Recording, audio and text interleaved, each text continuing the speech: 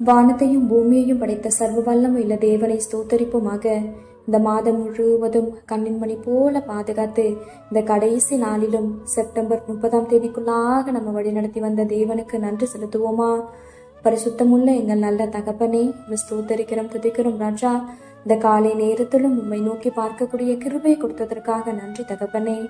அப்பா, இந்த நாளிலும் உங்களுக்கு பிரியமில்லாத எந்த காரியத்தையும் செய்யாதபடி உமக்கு பிரியமான பிள்ளையை வாழ உதவி செய்யுங்கப்பா. இந்த நாளிலும் எங்கள் தேவைகள் எல்லாவற்றையும் அறிந்திருக்கிறீர் ஆண்டவரே.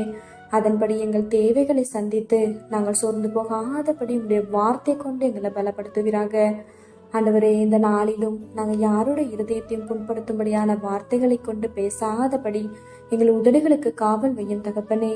அப்பா, நாங்கள் பேசுகிற ஒவ்வொரு வார்த்தைகளும் மற்றவர்களை ஆறுதல் படுத்தக்கூடியதாகவும் பரிசுத்தமான வார்த்தைகளாகவும் மாத்திரம் இருக்க நீங்க எங்களுக்கு கற்றுத்தாங்கப்பா.